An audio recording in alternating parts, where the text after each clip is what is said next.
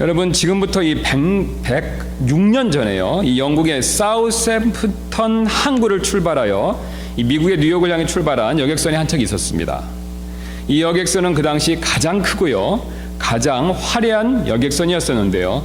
그러나 이 여객선은 첫 항해 도중 그만 빙산에 부딪혀서 2시간 만에 침몰해 버렸습니다. 첫 항해가 마지막 항해가 되어버린 것이죠. 아시는 대로 이 여객선의 이름은 타이타닉이 됩니다.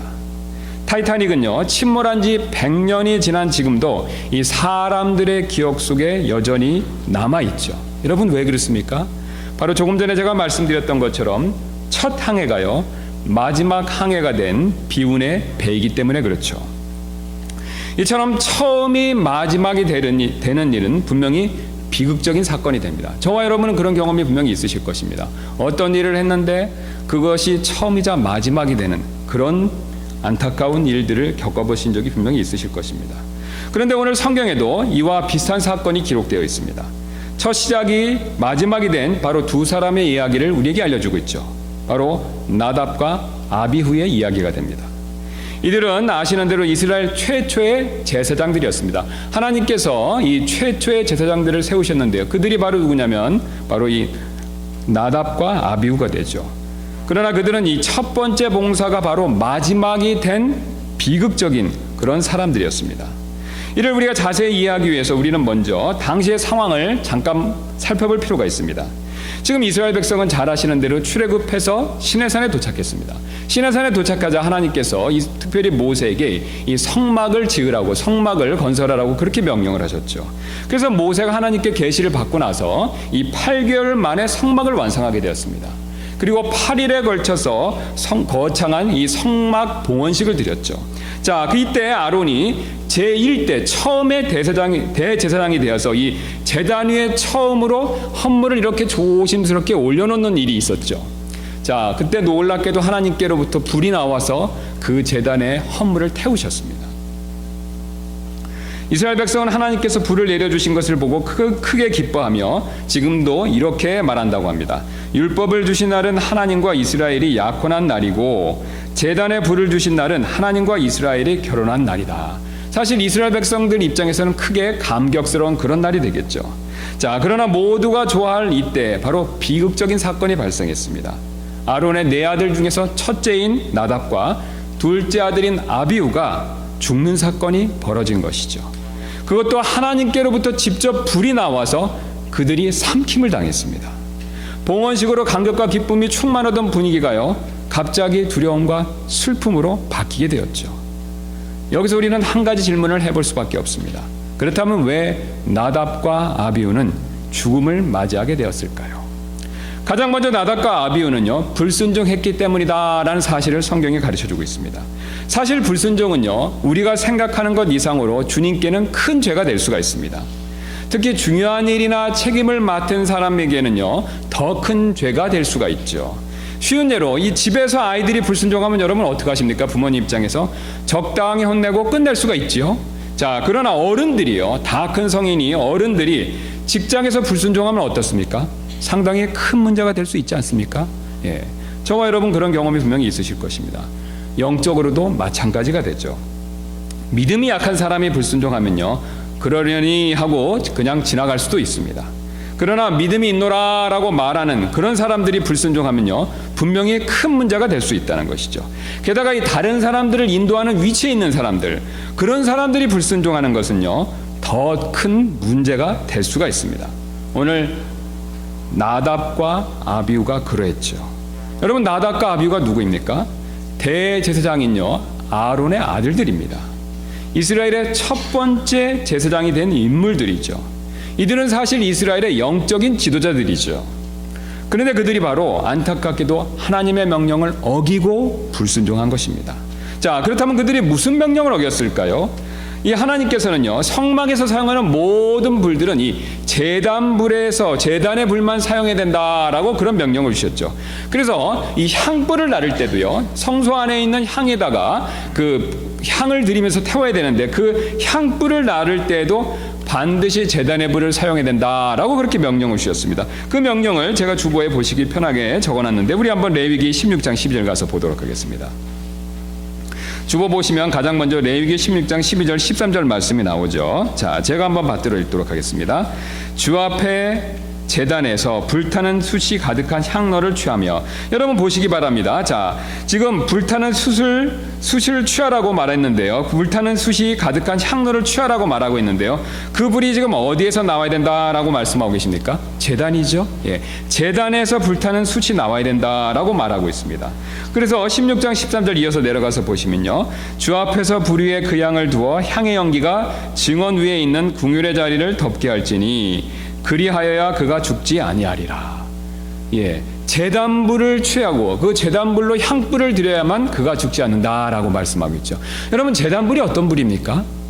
하나님께서 헌물을 받으시는 그런 불이죠. 그 불은 사실 하나님의 진노를 상징합니다. 우리의 죄악을 헌물이 대신 담당하고 그 헌물을 하나님 앞에 제단으로 드렸었을 때 하나님의 불이 나와서 그 제단의 헌물들을 다 태우죠. 바로 속죄를 상징하는 그런 불이 됩니다. 그래서 제단불은요, 굉장히 하나님 앞에서 하나님의 거룩하심을 보여주는 중요한 불이 되죠. 그래서 제단에서 사용되는 모든 불들은요, 이 제단에 있는 불을 취해야 된다라고 주님께서 그렇게 말씀하시고 명령을 주신 것이죠.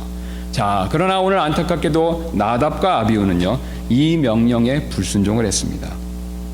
그들은 제단불이 아닌 다른 불을 취했다라고 말씀하고 있고, 성경은 이것을 이상한 불이다라고 그렇게 얘기하고 있죠. 그래서 본문 말씀 다시 한번 보시면 아론의 아들 나답과 아비후가 10장 1절입니다. 각각 자기의 향로를 가져다가 그 안에 불을 담고 그 위에 향을 놓되, 그 다음 구절을 유심히 보실 필요가 있죠.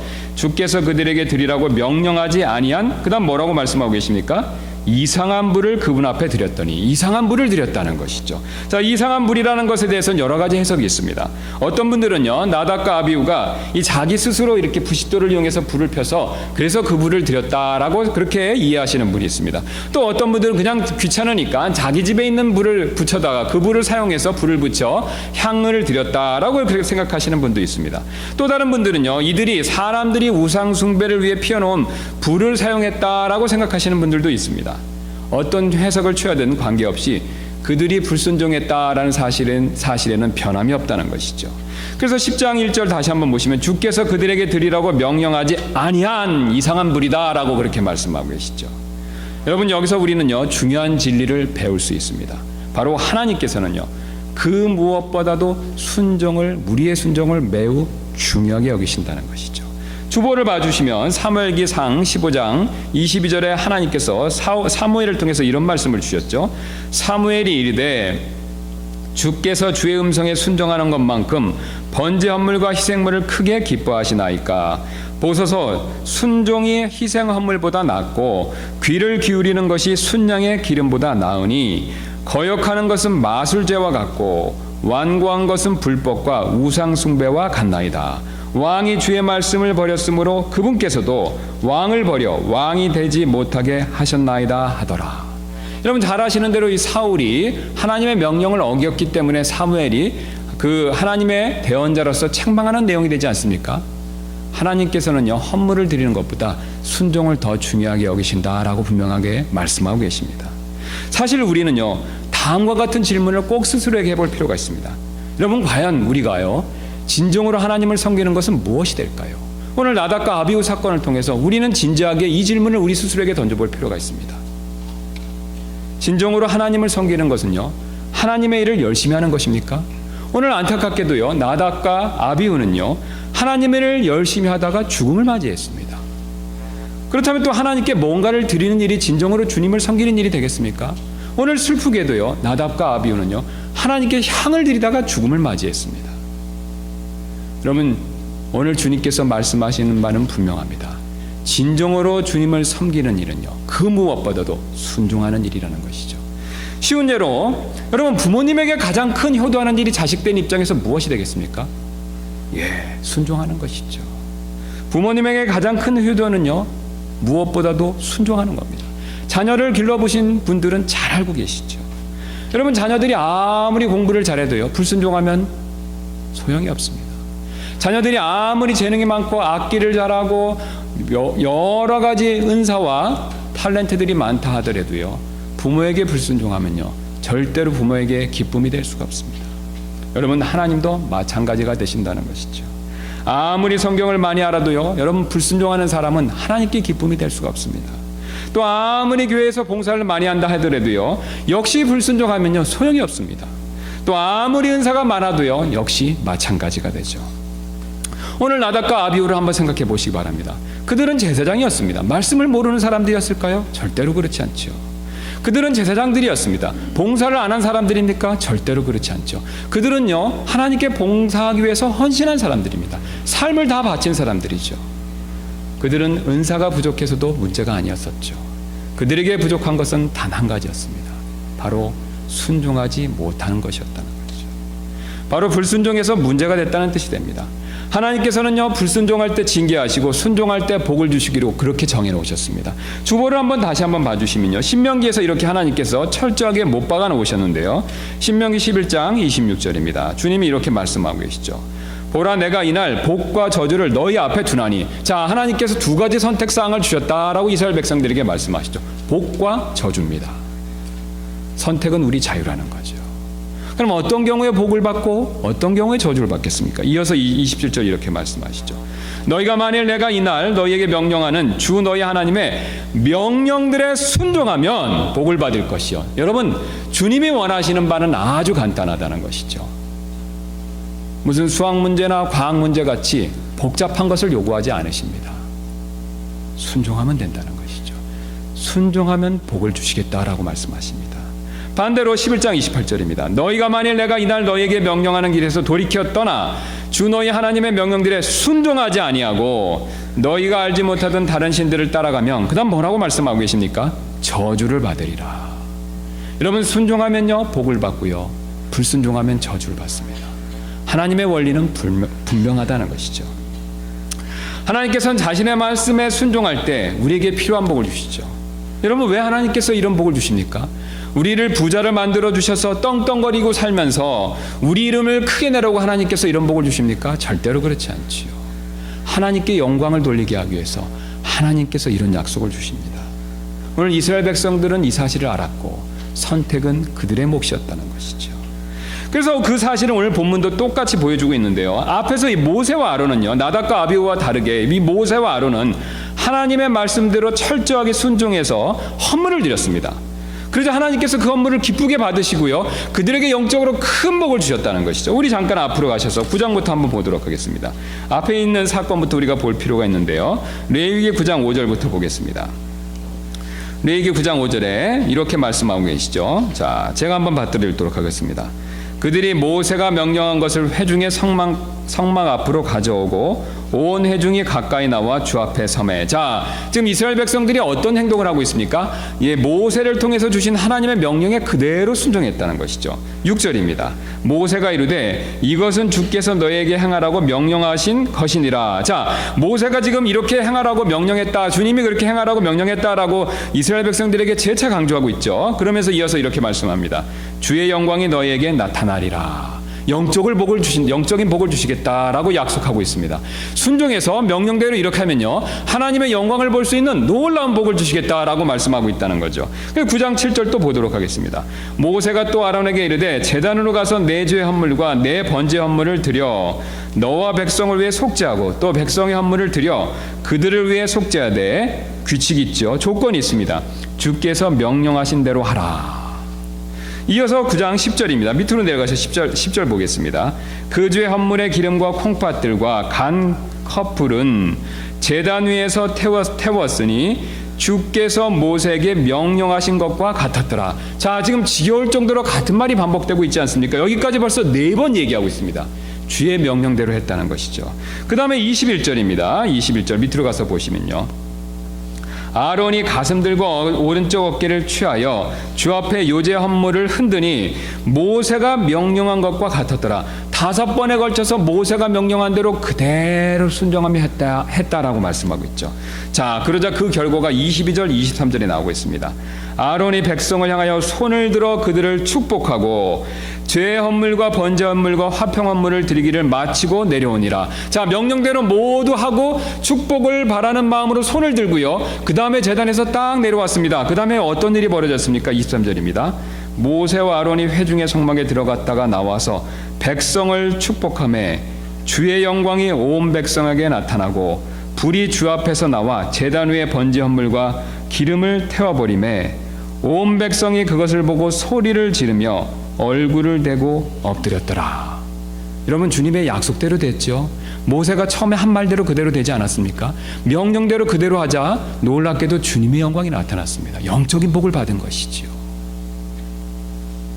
모세와 아론은요, 그대로 주님의 명령에 순종했기 때문에 하나님께 정말로 약속된 그대로 복을 받았습니다. 그러나 오늘 나답과 아비후는요, 불순종했기 때문에 안타깝게도 징벌을 받았죠. 우리는 하나님 말씀에 반드시 꼭 순종할 필요가 있습니다. 여러분, 하나님이 누구신가를 한번 잘 생각해 보시기 바랍니다. 여러분, 하나님이 누구십니까? 바로 저와 우리를 만드신 창조주이시죠. 여러분, 이 사실 믿으시지요? 예, 불신자는 믿지 않는다 하더라도 구원받은 우리는요, 반드시 이 사실을 믿고 늘 주님 앞에 고백할 필요가 있지 않습니까? 주님이 우리를 만드셨습니다. 자, 주님이 우리를 만드셨기 때문에요, 어느 조건이 필요 없습니다. 어느 변명이 필요 없습니다. 우리는 절대적으로 무조건 주님께 순종해야 된다는 것이죠. 쉬운 예로 이렇게 한번 생각해 보시기 바랍니다. 제가 만약에 예를 들어서 어떤 회사를 만든 사장이 되었다라고 생각해 보시기 바랍니다. 그럼 제가 고용한 모든 사람들은요, 제 말에 무조건 순종해야 되죠. 여러분, 상식적으로 맞는 일 아닙니까? 그렇지요. 왜 그렇습니까? 제가 회사를 만들었기 때문에 그렇습니다. 제 명령에 순종해야 회사에 남을 수 있죠. 제가 만든 회사이기 때문에 제 명령에 불순종하면요, 제 회사를 떠나야 됩니다. 여러분, 이 세상에서도 마찬가지입니다. 우리는 주님이 우리를 지으셨고요, 주님이 지으신 창조 세계에 새들어 살고 있습니다. 우리가 그 주님 앞에 순종해야 될 이유가 분명하다는 것이죠. 여러분, 또 한번 이렇게 생각해 보시기 바랍니다. 이 부모 자식 간의 관계를 한번 생각해 보시기 바랍니다. 이 자녀들은 부모에게 분명히 순종해야 되죠. 여러 가지 이유가 있습니다. 자, 왜 그 중에서 가장 중요한 이유가 무엇이 되겠습니까? 이 자녀들은요, 부모님을 통해서 만들어졌습니다. 그렇죠? 부모님 없이 태어난 자녀들은 없습니다. 아무리 과학이 발달한다 하더라도요, 부모 없이 자녀를요, 낳을 수가 없죠. 생명체를 만들어낼 수가 없습니다. 그것은 불가능하다는 것이죠. 부모가 있기에 자식이 있습니다. 여러분, 우리는요, 부모 없이 이 세상에 올 수가 없다는 것이죠. 그래서 우리는 부모님께 순종해야 된다는 거죠. 여러분, 주님과의 관계에서도 마찬가지입니다. 주님이 우리를 지으셨고요, 우리에게 필요한 모든 것들을 공급하고 계십니다. 우리가 양심이 있다면요, 우리가 주님 앞에 조금이라도 믿음이 있다면요, 다른 건 모든 것 제쳐놓고 주님 명령에, 주님 말씀에 순종하기 위해서 애쓸 필요가 있습니다. 오늘 나답과 아비후는요, 이 중요한 첫 번째 원리에 있어서 실패했습니다. 안타까운 일이죠. 여러분, 이것이 다가 아닙니다. 하나님께서 그들을 심판하신 또 다른 이유가 오늘 본문에 나와 있는데요, 바로 어떤 것이 되냐면 나답과 아비후는요, 자기 위치를 넘어섰다는 것이죠. 이 나답과 아비후는요, 이상한 불을 담고 그 위에 향을 넣고 그 향을 지금 주님께 드렸다가 봉변을 당했다라고 성경에 그렇게 말씀하고 있죠. 자, 이것은 그들이요, 이 지성소에 들어갔다라는 것을 간접적으로 보여주고 있습니다. 우리 주보를 다시 한번 봐주시면요, 그 사실을 하나님께서도 레위기 16장에 1절과 2절을 통해서 우리에게 그것을 또 말씀해 주시는데요. 16장 1절부터 2절 말씀 한번 보도록 하겠습니다. 자, 주보 봐주시면요, 아론의 두 아들이 주 앞에 헌물을 드리다가 죽은 뒤에 주께서 모세에게 말씀하시니라. 자, 지금 분명히 아론의 두 아들, 그 나답과 아비후가 죽은 사건에 대해서 하나님이 언급하시지 않습니까? 그러면서 하나님께서 아론에게 이 직접적으로 경고를 하시는데요, 뭐라고 경고하시냐면요, 주께서 모세에게 이르시되 내 형 아론에게 말하여 그가 아무 때나 청소 안으로 휘장 안쪽에 궤 있는 궁율의 자리 안에 앞에 들어오지 말게 하라. 지금 하나님께서 무엇을 말씀하고 계십니까? 아무나 지성소에 들어오면요, 안 된다고 그러지요. 예. 여러분, 아시는 대로 지성소에는 아무나 들어갈 수 있는 곳이 아닙니다. 모세만 오직 예외적으로 자유롭게 출입이 가능했습니다. 물론 모세도 하나님이 부르실 때만 들어갔죠. 그리고 그 모세를 제외하면요, 대제사장만, 그것도 1년에 딱 한 번만 들어갈 수가 있습니다. 그마저도 대제사장이 회개하지 않고요, 자신의 죄를 뉘우치지 않은 상태에 들어가면요, 반드시 죽을 수밖에 없었다는 것이죠. 그런데 그런 지성소에요, 대제사장이 아닌, 비록 제사장이긴 하지만 대제사장이 아닌 나답과 아비후가 들어간 것이죠. 여러분 어떻습니까? 그들은요 월권을 했죠. 자기 분수 이상의 일을 행한 것이죠. 근데 안타까운 사실은요, 이 월권한 것이 이번뿐이 아니었다라는 것을 성경이 보여주고 있습니다. 하나님께서 이렇게 말씀하고 계시는데요, 그들의 행동에 대해서 우리 주보 한번 다시 봐주시면요, 출애굽기 24장 1절 2절입니다. 하나님께서 이렇게 경고하신 적이 있습니다. 또 그분께서 모세에게 이르시되 너는 아론과 나답과 아비후와 이스라엘의 장로 70명과 함께 주에게로 올라와 멀리서 경배하라. 자, 지금 주에게 올라와서 멀리서 경배하라고 하나님이 말씀하시죠. 2절입니다. 모세 혼자만 주에게 가까이 나오고 그들은 가까이 나오지 말며 백성은 그와 함께 올라오지 말지니라 하시니라. 지금 분명히 뭘 말씀하십니까? 모세만 가까이 오고 다른 사람들은 가까이 오지 말라는 거죠. 예. 자, 그런데 그들은 하나님의 명령을 어기고 주님께 상당히 가까이 나간 모습을 9절, 10절, 11절에 보여주고 있습니다. 9절입니다. 출애굽기 24장. 그때 모세와 아론과 나답과 아비후와 이스라엘의 장로 70명이 올라가서 이스라엘의 하나님을 보았는데 그분의 발밑은 마치 사파이어 돌로 포장한 듯하고 청명한 하늘의 본체 같더라. 그분께서 이스라엘 자손의 고귀한 자들에게 자신의 손을 대지 아니하셨으므로 그들도 하나님을 보며 먹고 마셨더라. 자, 지금 가까이 가지 말라고 그랬는데 어느 정도 가까이 갔는지 모릅니다. 성경은 말씀 안 하는데요. 그런데 가까이 가긴 갔죠. 얼마큼 가까이 갔습니까? 예, 주님의 발을 봤다는 겁니다. 발밑에 있는 걸 봤다는 거죠.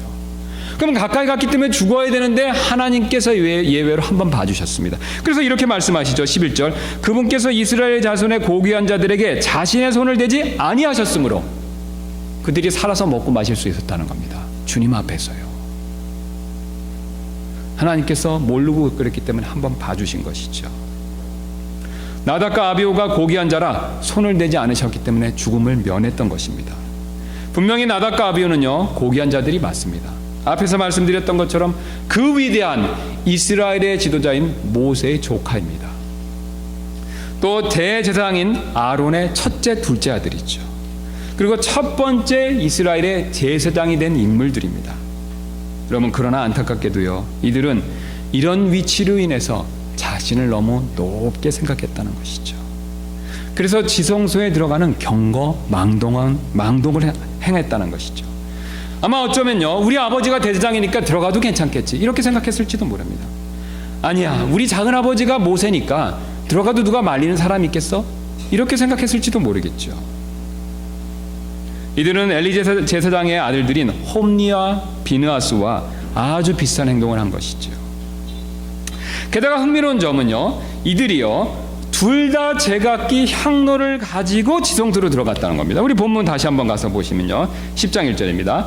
아론의 아들 나답과 아비후가 각각 자기의 향로를 가져다가, 여러분, 지성소에는요 대제사장이요 혼자만 들어갈 수가 있습니다. 근데 혼자만 들어갈 수 있는데 들어가지 말아야 될 이 사람들이요 둘이 동시에 들어갔다는 겁니다. 그리고 각각 제각기 향로를 가지고 들어갔다는 거죠. 이것을 놓고 봤었을 때 그들의 마음 안에 시기심이 있었던 것으로 보입니다. 그들은요 시간이 되면요 아론의 뒤를 이어서 대제사장이 될 사람들이죠. 예. 아시는 대로 대제사장의 직무는요 이렇게 레위 족속들이 이어서 승계하지 않습니까?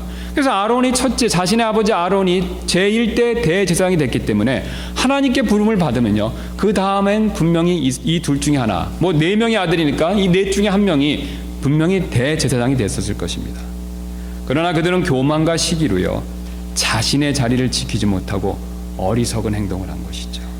그 결과 대제사장이 되기도 전에 비참한 죽음을 맞이해버렸습니다.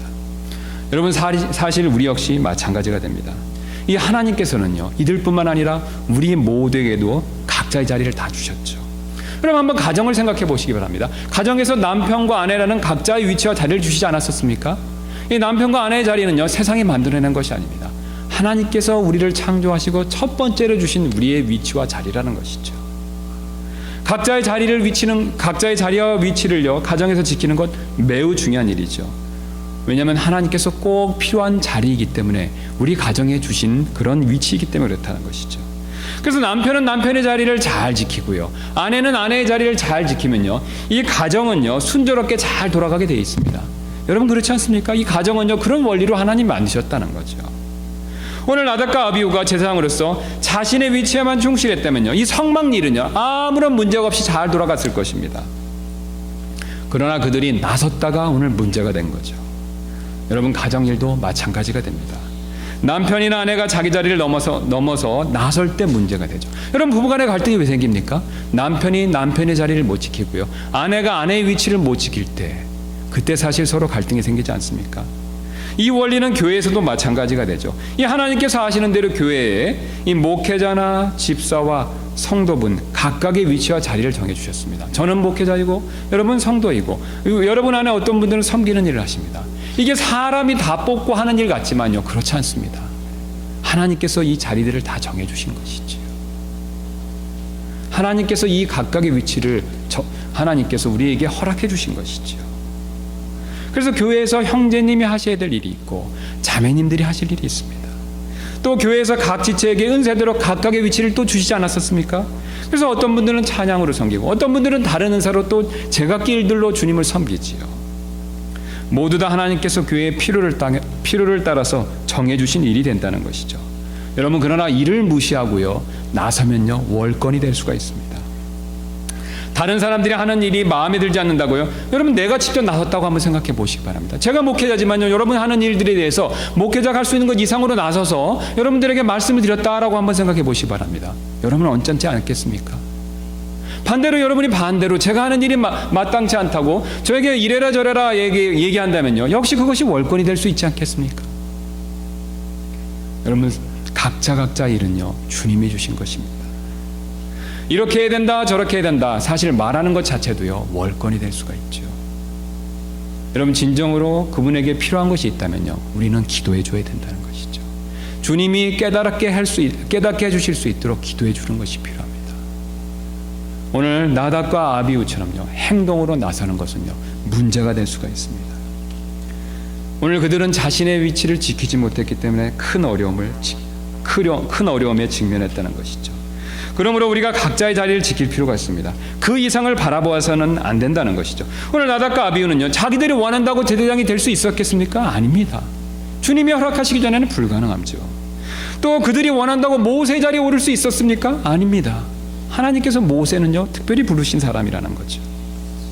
또 그들이 바란다고 지성소에 마음대로 들어갈 수 있었을까요? 역시 아니죠. 그들이 사모한다고 지성소에서 향을 드릴 수 있었을까요? 역시 아니라는 것이죠. 하나님께서 다 정해주신 것이고 하나님께서 허락하시기 전에는요, 아무리 원해도 소용이 없습니다. 그들은 제사장으로 부름받은 그 일만 최선을 다해서 했으면 된다는 것이죠. 그리고 로마서 12장 3절에 사도 바울이 이렇게 우리에게 말씀해 주시는데요, 내게 주신 은혜를 힘입어 너희 가운데 있는 각 사람에게 내가 말하노니 각 사람은 자기가 마땅히 생각할 것보다 더 높이 자기에 대하여 생각하지 말고 하나님께서 각 사람에게 믿음의 분량을 나누어 주신 대로 맑은 정신으로 생각하라. 여러분, 그러나 이 나답과 아비후는요, 욕심과 교만에 속아 이런 생각을 갖지 못한 것이죠. 그래서 갈라디아서 6장 3절 이렇게 말씀하십니다. 만일 어떤 사람이 아무것도 아니면서 스스로 무엇이나 되는 것으로 생각하면 자기를 속이나니. 여러분, 명심하셔야 됩니다. 저와 여러분은 꼭 기억하셔야 된다는 거죠. 우리 스스로를 높이면요, 우리는요, 아무것도 아니면서 큰 자가 됐다라고 생각하고 우리 자신의 위치를 벗어나서 오늘 나답과 아비후처럼요, 경거망동을 할 수도 있다는 것이죠. 그래서 한 성경 연구가는요, 오늘 본문을 공부하면서 이런 기도가 저절로 나왔다라고 그렇게 고백하고 있습니다. 오 주님, 권위를 가진 리더, 지배자, 최고의 자리를 바라는 이들에게 지혜와 총명을 부어 주시기를 원합니다. 그리고 그 자리를 탐하는 자들에게 주님이 주시기 전까지는 가질 수 없다는 사실을 깨달아 스스로 겸손케 하옵소서. 여러분이 일리 있는 기도 제목이지 않습니까? 이뿐만이 아닙니다. 여러분, 하나님께서 그들을 심판하신 또 다른 이유를 성경에 보여주는데요, 이 마지막 이유는요, 이 나답과 아비후는요, 하나님의 거룩하심을요 너무 가볍게 여겼다는 것이죠. 이 많은 분들이 오늘 본문의 사건을 보시고 이거 하나님 너무하신 거 아닌가라고 생각합니다. 그러나 그것은요, 하나님의 거룩하심에 대해서 몰라서 하는 소리가 됩니다. 이 하나님의 거룩하심의 입장에서 봤었을 때 오늘 이 하나님의 처분은요, 당연한 일이라는 것이죠. 이 하나님께서 우리와 이스라엘 백성 모두 다 자신의 영광을 위해서 창조하셨습니다. 여러분 이 사실을 믿으시지요?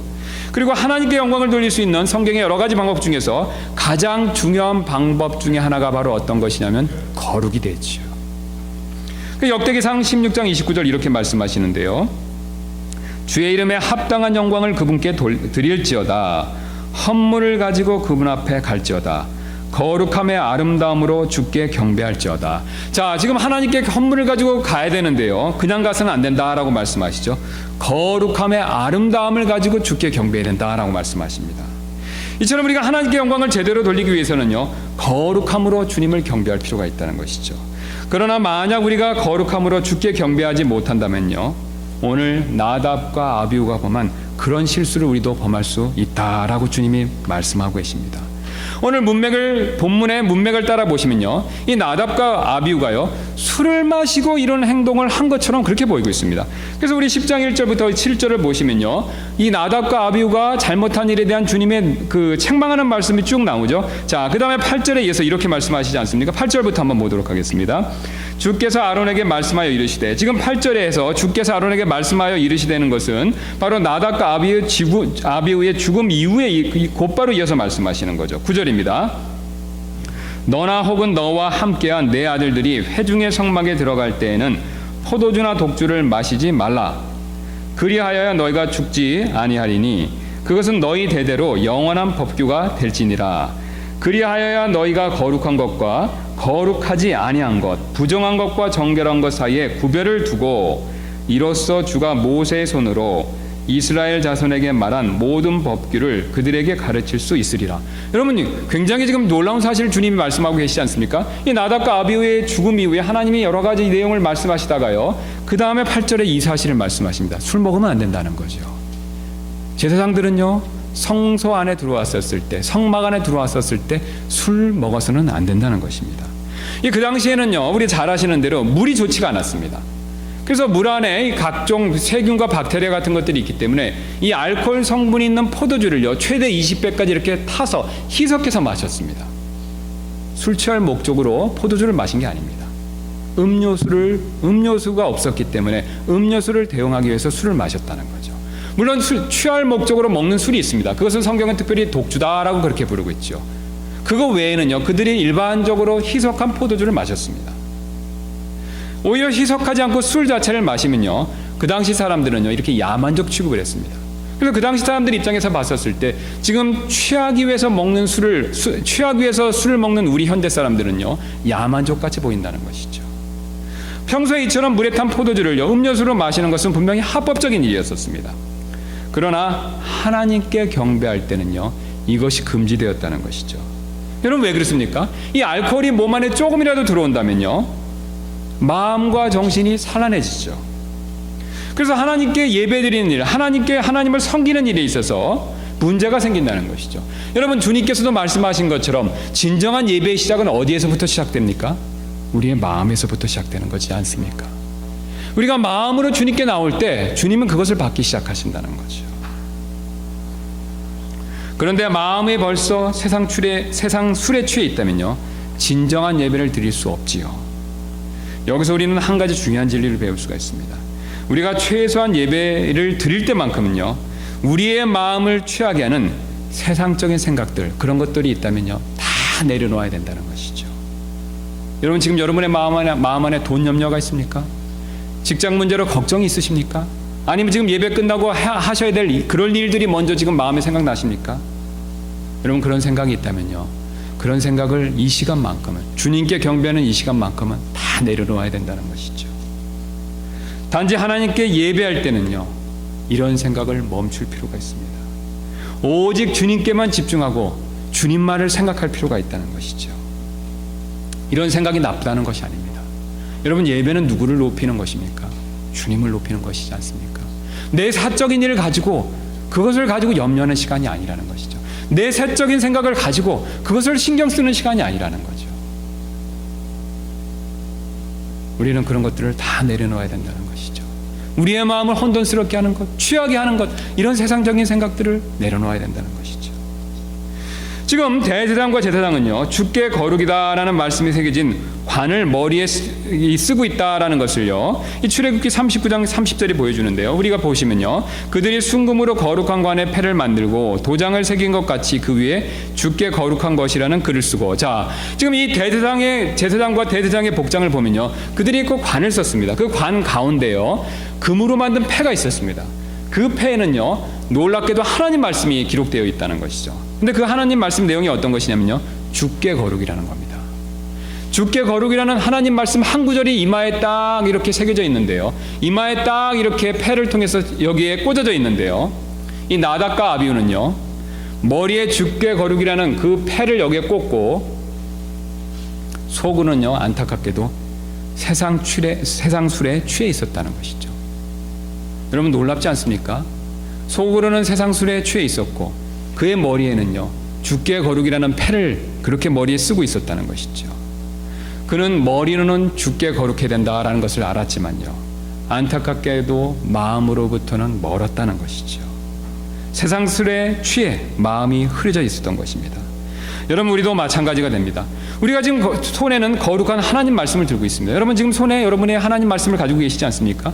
지금 또 하나님의 말씀을 읽고 있습니다. 또 하나님의 말씀을 듣고 계시죠. 그러나 여러분의 마음이요, 지금 세상에 취해 있다면요, 이 예배는요, 소용이 없을 수가 있습니다. 하나님께서 받지 않으시는 예배가 될 수 있다는 것이죠. 사실 우리 역시 마찬가지로 구약 시대에 있었다면요, 오늘 나답과 아비후처럼 그런 예배를 드렸다면요, 그와 비슷한 징벌을 받았을지도 모릅니다. 단지 지금은 은혜의 시대이기 때문에 주님께서 오래 참으심으로 그런 일을 겪지 않는 것뿐이라는 것이죠. 여러분, 예배의 대상이 되는 주님은요, 동일하게 거룩하신 분이십니다. 하나님께서 우리를 다루시는 방법에 차이가 있을 뿐이지요, 하나님께서 바뀌신 것이 아니라는 겁니다. 우리 주님은 어제나 오늘이나 내일이나 영원 불변하게 거룩하신 분이십니다. 과거 이스라엘 백성들에게는 자신의 거룩하심을 엄하게 적용하셨지만요, 지금 이 현재 이 시대에는 은혜의 시대이기 때문에 하나님께서 많이 봐주시지만요, 하나님의 거룩하심에는 변함이 없다는 것이죠. 여러분, 이 사실을 우리는 잊지 말아야 된다는 것이죠. 여러분, 이 사실을 우리는 분명히 기억해야 된다는 것이죠. 주님은 과거나 현재나 동일하게 우리의 마음과 뜻과 정성을 다해서 주님을 높이기를 원하십니다. 왜냐하면 주님은 어제나 오늘이나 내일이나 동일하게 변함없이 거룩하신 분이시기 때문에 그렇습니다. 우리가 그런 주님 앞에 온 마음을 다해 주님을 경배할 때 주님께서는 우리의 예배를 분명히 받으실 것입니다. 그리고 오늘 모세와 아론에게 보여주셨던 것처럼, 아니 이스라엘 백성에게 보여주셨던 것처럼 우리에게 필요한 영적인 은혜와 복들을 부어주실 것입니다. 여러분, 선택은 우리의 몫입니다. 선택은 우리의 자유죠. 여러분, 우리는 누구의 길을 따르겠습니까? 실패한 나답과 아비후의 길을 따라야 되겠습니까? 아니면 모세와 아론의 길을 따라야 되겠습니까? 지혜로운 선택을 내리시는 저와 여러분이 되시기를 주님의 이름으로 소원합니다. 우리 이 시간